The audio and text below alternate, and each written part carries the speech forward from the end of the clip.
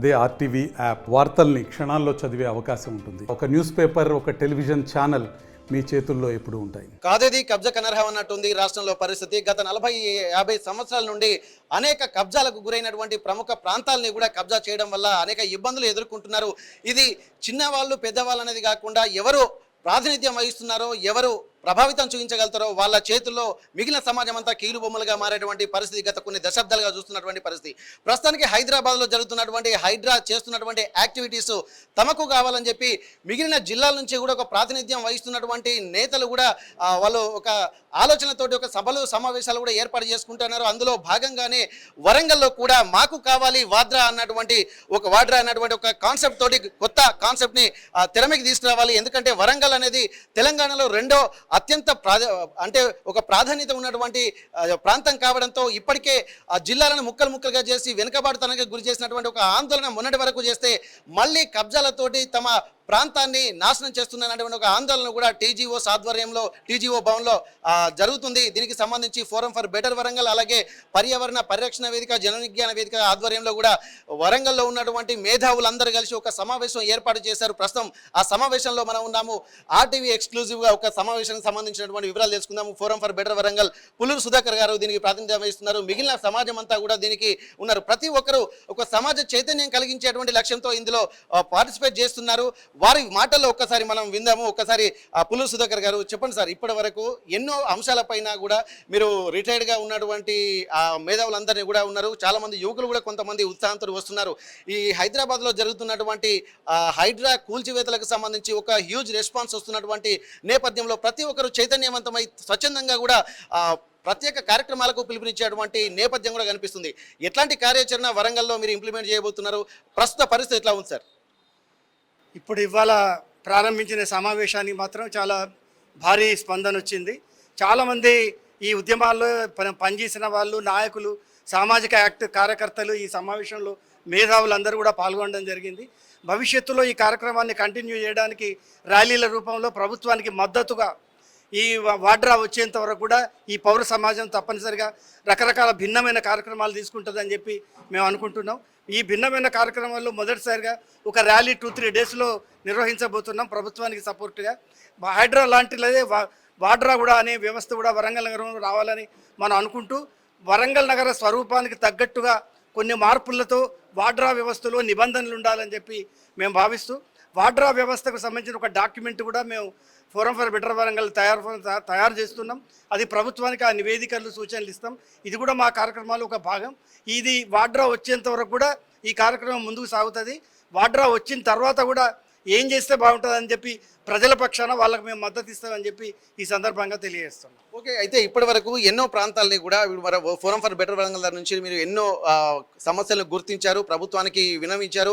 కొన్ని మేనిఫెస్టోలో కూడా మీరు చేర్చినటువంటి అంశాలు ప్రాధాన్యత సంతరించుకున్నాయి. అయినప్పటికీ కూడా ఇంప్లిమెంటేషన్ జరగకుండా కూడా పోతున్నాయి. దీనికి కారణాలను కూడా ఇట్లాంటి సమావేశాలు కూడా మీరు ఏర్పాటు చేసి అనేక సమస్యలను కూడా మేధావుల ముందు ఉంచుతున్నారు. దానికి సంబంధించి ఇట్లాంటి పరిస్థితులలో ఈ వాడ్రా సక్సెస్ అవుతుందని భావిస్తున్నారా? ఏం చేస్తే మీరు అనుకున్నటువంటి లక్ష్యాలను అందుకోగలని మీరు భావిస్తున్నారు? వాస్తవానికి నగరాల అభివృద్ధి పట్ల ప్రభుత్వాలకు ఒక విజన్, ఒక కమిట్మెంట్ ఉండాలి. కానీ ఆ విజన్, కమిట్మెంట్ ఎన్నికైన ప్రజాప్రతినిధుల్లో లోపించింది. కాబట్టి వాళ్ళు వీటి పట్ల అంతగా వాళ్ళకి సబ్జెక్టు పరిజ్ఞానం లేదు. కాబట్టి నగరాల ప్రాధాన్యత ఎంత, నగరాల అభివృద్ధి ఎంత, దేశ ఆర్థిక వ్యవస్థ లోపల నగరాలు ఎటువంటి జీడిపిని ఇస్తున్నాయి, ఎటువంటి ఆర్థిక ఊతం ఇస్తున్నాయి అనేది తెలియని పరిస్థితుల్లో వాళ్ళ ఒక విజన్ కూడా మనకు అందించడం లేదు. ఈ పరిస్థితుల్లో మరి వాడ్రా అటువంటి వచ్చినప్పటికీ కూడా ఇది ప్రభుత్వం నుండే వచ్చింది. కాబట్టి దీన్ని సక్రమంగా సరైన సూచనలతో ముందుకు తీసుకుపోవడానికి ఖచ్చితంగా మేము కృషి చేస్తామని చెప్పి ఈ సందర్భంగా అనుకుంటాం. Okay, thank you sir. Tirunari Sesh గారు, మీరు సామాజికవేత్తగా అలాగే ప్రొఫెసర్గా కూడా ఎన్నో అంశాలపై కూడా వరంగల్ నగర అభివృద్ధి, ఎందుకంటే ప్రపంచ చిత్రపటంలోనే తెలంగాణకు, అందులో వరంగల్కు ఒక అస్తిత్వం ఉంది. కాకతీయ సామ్రాజ్యాన్ని కూడా ఎన్నోసార్లు ప్రపంచం కూడా గుర్తించేటువంటి సందర్భాలు. అటువంటి అప్పుడు వరంగల్ అనేది ప్రపంచ ప్రఖ్యాతి చిత్రపటంలో లేకపోవును, కింది స్థాయికి రోజుకు కింది దిగజారిపోతున్నటువంటి పరిస్థితి. మేధావుల తరఫున మీరు అందరూ ఎటువంటి సమావేశాలకు మీరు ప్రణాళికలు వేస్తున్నారు? ఈ హైడ్రా తర్వాత వరంగల్లో ఎట్లాంటి కార్యక్రమాలు రూపకల్పన చేస్తే ఇంకా అనుకున్న విధంగా ఈ వరంగల్ నగరం గత కాకతీయుల సామ్రాజ్యాన్ని మళ్ళీ పునర్వైభవం తీసుకొచ్చే విధంగా ఉంటుంది అనుకుంటున్నారు? వెంకటరత్నం గారు, వరంగల్ ఒక చారిత్రక నగరం. చాలా పూర్వకాలంలోనే నగర నేపథ్యాన్ని సంతరించుకున్నటువంటి నగరం. ఇవాళ ఈ నగరం ప్రాశస్త్యము చాలా గొప్పగా ఉన్నదని చెప్పుకున్నప్పుడు కూడా తేలికపాటి వర్షం పడితే కూడా లోతట్టు ప్రాంతాలు, కాలనీలు, బస్తీలు ఇవన్నీ వరద నీటిలో మునిగిపోతున్నటువంటి సందర్భం ఉన్నది. అయితే తెలంగాణ రాష్ట్రంలో రెండే ప్రధానమైనటువంటి గ్రేటర్ నగరాలు ఉన్నాయి. ఒకటి హైదరాబాద్ ఉంది, రెండోది వరంగల్ ఉంది. ఈ రెండు నగరాలకు ఒకే విధమైనటువంటి సమస్యలు ఏంటి అని అంటే వరద నీటితోటి నగరాలు ఈ రెండు మునిగిపోతున్న సందర్భంలో ఈ రెండు నగరాల యొక్క బ్రాండ్ ఇమేజ్ దెబ్బతింటున్నటువంటి సందర్భంలో కొత్తగా ప్రభుత్వం వచ్చినటువంటి రేవంత్ రెడ్డి ప్రభుత్వము హైదరాబాద్ నగరాన్ని రక్షించడానికి, ఆ సమస్యలను తొలగించడానికి, ముఖ్యంగా హైదరాబాద్ నగరంలో జరిగినటువంటి ఆక్రమణలను తొలగించడానికి, అక్కడ ప్రజలకు మేలైనటువంటి సౌకర్యాలు కల్పించడానికి హైడ్రా లాంటి ఒక స్వతంత్ర ఏజెన్సీని తీసుకురావడం జరిగింది. అయితే అక్కడ స్వతంత్ర ఏజెన్సీ పని ప్రారంభించిన తర్వాత రాష్ట్ర వ్యాప్తంగా ఉన్నటువంటి ప్రజలు ఒక అభిప్రాయంలోకి వచ్చారు. ఏంటి అని అంటే మా నగరాల్లో కూడా, మా పట్టణాల్లో కూడా హైడ్రా లాంటి ఏజెన్సీ వస్తే ఇక్కడ ఉన్నటువంటి సమస్యలు కూడా ఒక పరిష్కారం దొరుకుతుంది అనేటటువంటి ఒక అభిప్రాయానికి వచ్చారు. ముఖ్యమంత్రి గారు ఇటీవల వరంగల్ జిల్లా సమీక్ష సమావేశాన్ని నిర్వహించారు. మొట్టమొదటి సమీక్ష సమావేశం మాదే నిర్వహించారు. ఆ సందర్భంగా ముఖ్యమంత్రి గారు ఇక్కడ చేసిన ప్రామిస్ ఏంటంటే వరంగల్ని హైదరాబాద్ నగరానికి ఈక్వలెంట్గా డెవలప్ చేస్తామని చెప్పారు. అంటే ఇప్పుడు హైడ్రా ద్వారా హైదరాబాద్ నగరంలో ఉన్నటువంటి సమస్యలను పరిష్కరించడానికి ఎట్లయితే అక్కడ స్వతంత్ర ఏజెన్సీని తీసుకొచ్చారో మరి దీన్ని కూడా ఈక్వల్గా డెవలప్ చేస్తారని మీ ప్రామిసే కదా. కాబట్టి వరంగల్ నగరంలో ఉన్నటువంటి ఈ పౌర సమాజం అంతా కూడా ఇప్పుడు ఫోరం ఫర్ బెటర్ వరంగల్ కానీ, జన విజ్ఞాన వేదిక కానీ, పర్యావరణవేత్తలు అందరూ కూడా ఒక సమావేశాన్ని నిర్వహించుకొని ఒక డిమాండ్ చేస్తున్నారు. మీరు హైదరాబాద్లో తీసుకొచ్చినటువంటి ఏజెన్సీ హైడ్రా లాంటి ఒక స్వతంత్ర ఏజెన్సీ లెక్కనే వరంగల్లో కూడా ఒక వాడ్రా లాంటి ఒక స్వతంత్ర ఏజెన్సీని పట్టుకురండి. ఎందుకు అనంటే ఇవాళ వరంగల్ అనంలోనే మనకు గుర్తొచ్చేది కాకతీయ సామ్రాజ్యం గుర్తొస్తుంది. కాకతీయ సామ్రాజ్యంలో ప్రధానమైనటువంటి ఆకర్షణ, ప్రధానమైనటువంటి విధానం ఏంటంటే గొలుసుకట్టు రూపంలో చెరువులు, కుంటలు ఏర్పాటు చేయడం వల్ల ఒక దగ్గర మత్తడి పడినటువంటి నీళ్లు ఇంకొక చెరువులో జైన్ అయిపోయేటటువంటి వాళ్ళు. అంటే అంత సిస్టాన్ని డెవలప్ చేసిన, అంత ఇంజనీరింగ్ వ్యవస్థని డెవలప్ చేసినటువంటి ఈ నగరంలో ఇవాళ నగరం నడిబొడ్డులో ఉన్నటువంటి భద్రకాళి చెరువు కానీ, నగరం దాహార్తి తీసేటటువంటి వడ్డేపల్లి చెరువు కానీ, ఇవాళ బెస్తం చెరువు కానీ, చిన్న వడ్డేపల్లి చెరువు కానీ, ప్రధానమైనటువంటి చెరువులన్నీ కూడా ఇవాళ ఆక్రమణలకు గురైనవి. ఎఫ్టీఎల్ శాశ్వత నిర్మాణాలు చేపట్టారు, తర్వాత బఫర్ జోన్లో నిర్మాణాలు చేపట్టారు. వీటన్నిటిని తొలగించకుండా వరంగల్ నగరాన్ని కాపాడటం సాధ్యం కాదు. కాబట్టి ఇక్కడ హైడ్రా లాంటి వ్యవస్థను అక్కడ ఎట్లా తీసుకొచ్చారో వరంగల్ కూడా వాడ్రా లాంటి వ్యవస్థను తీసుకురాకపోతే వరంగల్ నగరాన్ని కాపాడలేము, వరంగల్ నగరం యొక్క చారిత్రక ప్రాశస్త్యాన్ని నిలబెట్టలేము. కాబట్టి ఆ డిమాండ్ తోటి ఇవాళ ఇక్కడ ప్రజలు నిలబడ్డారు. తెలంగాణ రాష్ట్రంలో ఉన్నటువంటి 13 కార్పొరేషన్లలో 130 మున్సిపాలిటీలలో కూడా ఇలాంటి సమస్యలు ఉన్నాయి. కాబట్టి ఈ సమస్యలను పరిష్కారం చూపెట్టకపోతే తెలంగాణ రాష్ట్రము నగరీకరణ చెందదు. నగరీకరణ చెందకపోతే అది అభివృద్ధిలో భాగస్వామ్యం కాదు. కాబట్టి మేము చేస్తున్న డిమాండ్ హైడ్రా లాంటి వ్యవస్థని వరంగల్ కూడా వాడ్రా రూపంలో తీసుకురావాలి, ఈ నగరాన్ని రక్షించాలి. ఓకే, అందుకే అంటారు వరంగల్లో కూడా దాదాపు హైదరాబాద్ అనేది 400 సంవత్సరాల క్రితం నుండి డెవలప్ అవుతున్నది అన్నారు. ఒక తెలుసు, కానీ 1000 ఏళ్ల క్రితం నుండి కూడా ఒక ప్రాశస్త్యం ఉండి డెవలప్ అంటే ఎలా ఉండాలో అనేది కాకతీయ సామ్రాజ్యంలోనే గొలుసుకట్టు చెరువు లాంటితో పాటు అనేక కళలు, కట్టడాలు, సాంస్కృతిక పరంగా కూడా ఎంతో గొప్ప వైభవంగా వెలుగొందినటువంటి వరంగల్ నగరం మాత్రం అనుకున్నంత స్థాయిలో కాకుండా కొద్దిగా వెనకబాటుతనానికి గురవుతుంది. కాకపోతే దీనికి ఆర్థిక సమస్యలు కూడా ప్రధానంగా కూడా ఉంటున్నాయి. ఒక ఇంటలెక్చువల్గా అలాగే ఆర్థికవేత్తగా మనకు కూరపాటి వెంకటనారాయణ సార్ ఉన్నారు. ఇప్పటి వరకు ఎన్నో అంశాల మీద కూడా వారు కూడా మాట్లాడారు. వాడ్రా వచ్చిన తర్వాత కూడా హైడ్రా తర్వాత వాడ్రా కావాలన్నటువంటి ఒక ప్రధానమైనటువంటి ఆలోచనలు చేస్తున్నటువంటి వాళ్ళలో ప్రముఖులుగా వీరున్నారు. సార్, ఇప్పటి వరకు అయితే ఆర్థిక వనరులు కూడా అన్ని డెవలప్మెంట్కి సమకూరాల్సినటువంటి అవసరం, కానీ నిధుల విషయంలో కానీ గత ప్రభుత్వాలు చేస్తున్నటువంటి అంటే హామీలు ఇస్తున్నారు కానీ ఆచరణకు నోచుకోలేదు. అనేక సమస్యలు పెండింగ్లో ఉన్నాయి. అవి తీరకుండా కూడా కొత్త డెవలప్మెంట్ అనేది తీరేటువంటి సాధ్యం కాదు. ఇప్పుడు మీరు ఈ తరపు నుంచి ఇప్పుడు ఒక కొత్త అడుగు కూడా మళ్ళీ ముందుకు పడుతుంది. కొత్త గవర్నమెంట్ వచ్చిన తర్వాత ఇప్పుడు మీరు ఎట్లాంటి కార్యాచరణకు రూపకల్పన చేయబోతున్నారు? ఏం చేస్తే మళ్ళీ పునర్వైభవం సాధించే అవకాశం ఉంటుంది సార్? అంటే ప్రజలు ఏదైతే అనుకున్నారో ఆ విషయాన్ని ఇవాళ ముఖ్యమంత్రి గారు ప్రభుత్వం తీసుకున్నది. ఏదంటే నగరాలను ఆక్రమించి చెరువులను, కుంటలన్నిటినీ కూడా అన్యాక్రాంతం చేస్తున్నారు. దానివల్ల వరదలు వస్తున్నాయి. అది ప్రజలందరూ కూడా ఇబ్బందులకు గురవుతారనే విషయాన్ని వారు స్వయంగా వారే ఇనిషియేట్ చేయడం జరిగింది. కాబట్టి ఇవాళ సివిల్ సొసైటీ ముందుకొచ్చి వరంగల్లో కూడా అది కేవలం హైదరాబాద్కే పరిమితం కాలేదు, వరంగల్ లాంటి నగరాలకు కూడా ఈ ఆక్రమణలు జరిగినాయి. ఇక్కడ కూడా దాదాపు 60-70 కుంటలు చెరువులన్నీ కూడా గురైనాయి. కాబట్టి ఇక్కడ కూడా వాడ్రా లాంటి అంటే వరంగల్ గురించి కూడా తీసుకోవాలి నిర్ణయం అనేది అటువంటిది ఒక సదస్సు ఇవాళ మేధావులు అంతా కలిసి ఇక్కడ చేస్తున్నారు. అయితే గత 10 ఏళ్లలో ఏమైంది జరిగింది అంటే ఆ ప్రభుత్వము వాళ్ళ ఆఫీసులు కట్టుకుంటానికి కూడా పార్కులు ఆక్రమించారు. ఇలా హనుమకొండల ఎకరన్నర భూమిని పార్క్ ఆక్రమించి ఒక టీఆర్ఎస్ భవనాన్ని కట్టుకున్నటువంటి దుర్మార్గ పని ఈ ప్రభుత్వం చేసింది. ఇక్కడే కాదు 33 జిల్లాలో కూడా ఇదే పని చేసిండ్రు. కాబట్టి కుంటలు కానీ చెరువులు కానీ పార్కులు కానీ వాళ్ళకు టార్గెట్ అయిపోయింది. కాబట్టి రేవంత్ రెడ్డి గారు తీసుకున్న నిర్ణయం అనేది ఒక పాక్షికంగా ఏదో పార్టీకి అనుకూలంగా వ్యతిరేకం కాదు, ఏ వ్యక్తులకు వ్యతిరేకం కాదు. ఇవాళ ఈ పోయిన గవర్నమెంట్ ఇచ్చినటువంటి కార్పొరేట్ సంస్థల యజమానులు ఉన్నారు కదా, మల్లారెడ్డి, పల్లా రాజేశ్వరరెడ్డి, ఇంకా చాలామంది కాలేజీలు పెట్టుకున్నారు. అదేవిధంగా అక్బరుద్దీన్ కాలేజీలు పెట్టుకున్నారు. అవన్నీ ఆక్రమించి ఇవాళ ప్రజల భూములు ఆక్రమించి చేసిండ్రు. ఈ కార్యక్రమాన్ని ఇది ప్రజల కార్యక్రమంగా ప్రజలు స్వీకరిస్తున్నారు. కాబట్టి ప్రభుత్వం కూడా నిర్భయంగా ముందుకు పోవాలి. రేవంత్ రెడ్డి గారికి అన్ని రాజకీయ పార్టీలు కూడా సమర్థించాలి. మీరు కనుక ఎవరన్నా అడ్డపుల్ల వేసేతుంటే మీరు ప్రజాద్రోహులుగా మిగిలిపోతారని కూడా నేను చెప్తున్నాను. అదేవిధంగా ఈ ప్రజాస్వామ్యంలో న్యాయ వ్యవస్థ కూడా చాలా ముఖ్యం. ప్రజలను కాపాడడానికి న్యాయ వ్యవస్థ కూడా ముందుకు రావాలి.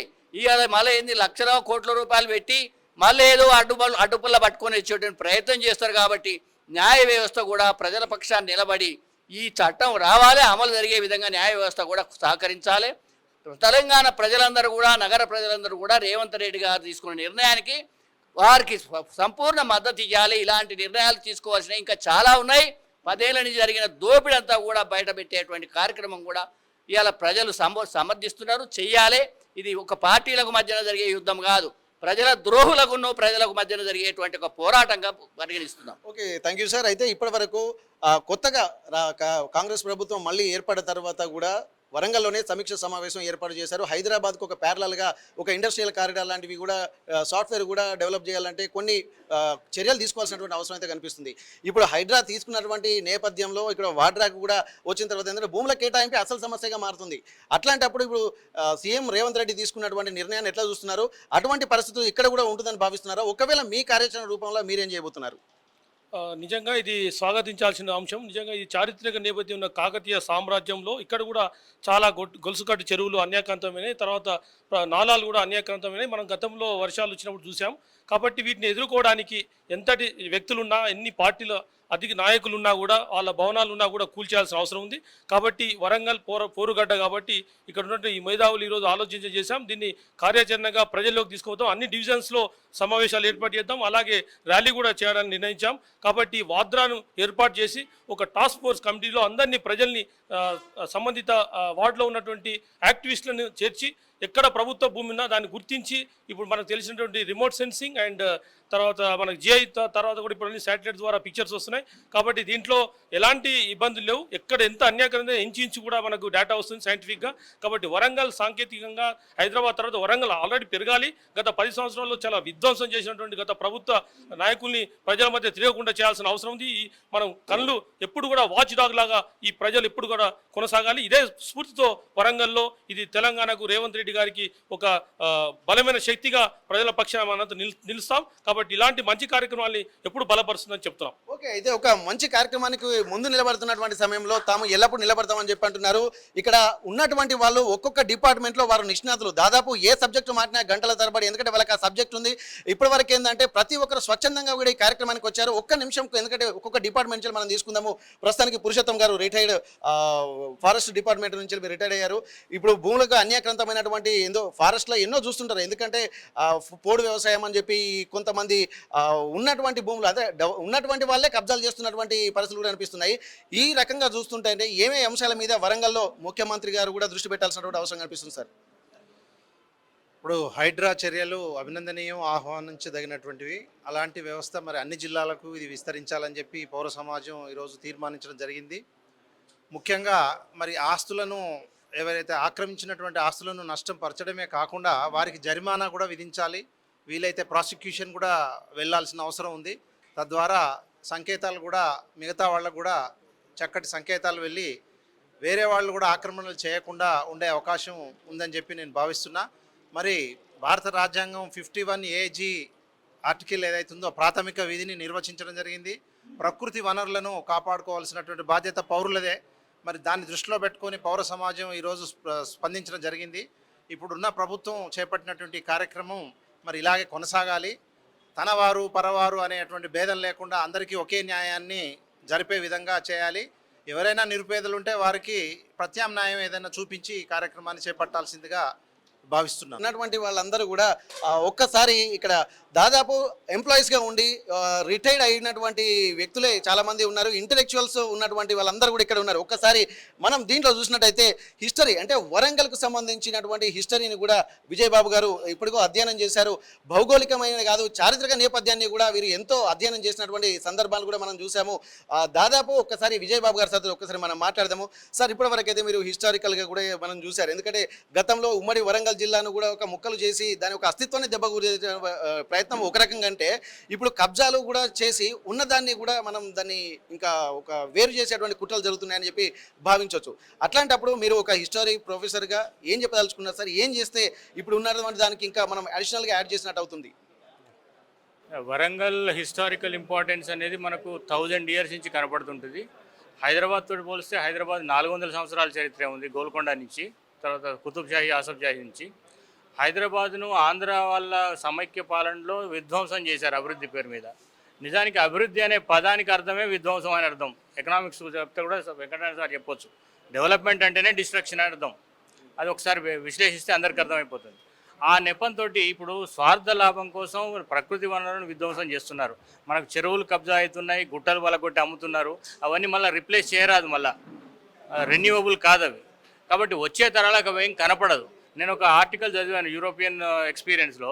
జర్మనీలో పిల్లలకు గుట్ట చూపెడదామంటే గుట్ట లేకపోతే వాళ్ళు ప్లాస్టిక్ తోటి గుట్ట కట్టి చూపెట్టారట. ఆ ఎక్స్పీరియన్స్ అంటే వాళ్ళ ఇండస్ట్రియల్ రెవల్యూషన్ అంత ఎదిగిపోయింది, అంత విధ్వంసం జరిగింది. అంటే ఆ చెడు రోజులన్నీ ఇంకా రాకుండా ఉండాలంటే మనం ఇప్పటికైనా జాగ్రత్త పడడం. ఈ హైదరాబాద్లో చేస్తున్న రంగనాథ్ గారు చేస్తున్న కృషి చాలా అభినందనీయం. దాన్ని టేకప్ చేసిన రేవంత్ రెడ్డి గారిని మనం అభినందించాలి. వరంగల్కున్న చారిత్రక ప్రాధాన్యత దృష్ట్యా దీని యొక్క ఇంపార్టెన్స్ డ్యామేజ్ కాకుండా ఇక్కడ డెవలప్మెంట్ జరగాలి. ఈ ఇల్లీగల్ ఆక్యుపేషన్స్ అన్నీ కూడా ఆపాల్సిన అవసరం ఉంది.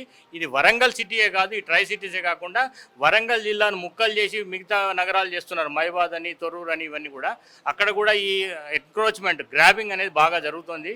దాని మీద మా స్టూడెంట్స్ కూడా చెప్తూ ఉంటారు. కాబట్టి ఇవన్నిటిని మనం ప్రివెంటివ్ మెజర్స్ కూడా తీసుకోవాల్సిన అవసరం ఉంది. వరంగల్ మీద ఇమీడియట్గా తీసుకోవాల్సిన అవసరం ఉంది. Okay, thank you sir. అయితే ఇప్పటివరకు అయితే చూసినట్టయితే ఈ తీసుకున్నటువంటి చర్యల్ని కూడా వీరు సిపి గారు, రంగనాథ్ గారు తీసుకున్నటువంటిది ప్లస్ అలాగే ప్రభుత్వం తీసుకున్నటువంటి చర్యల్ని కూడా సమర్థిస్తున్నారు. ఇక్కడ కూడా మాకు కూడా వాడ్రా కావాలన్నటువంటి ఒక ఏకగ్రీవ తీర్మానం చేసి భవిష్యత్ కార్యాచరణకు ఉమ్మడి వరంగల్ జిల్లా డెవలప్ కావాలంటే ఏం చేయాలో దానికి సంబంధించి అన్ని చర్యలు తీసుకుంటామనేటువంటి ఒక నిర్ణయానికి కూడా వచ్చినటువంటి సందర్భం. హన్మకొండ టీజీఓస్ భవన్ నుండి కెమెరా పర్సన్ రాజుతో వెంకటరత్నం, RTV వరంగల్. మరిన్ని వీడియోస్ కోసం ఛానల్ ని సబ్స్క్రైబ్ చేయండి. లేటెస్ట్ అప్డేట్స్ కోసం వాట్సాప్ ఛానల్ ని ఫాలో చేయండి. అండ్ లింక్ డిస్క్రిప్షన్ లో ఉంది.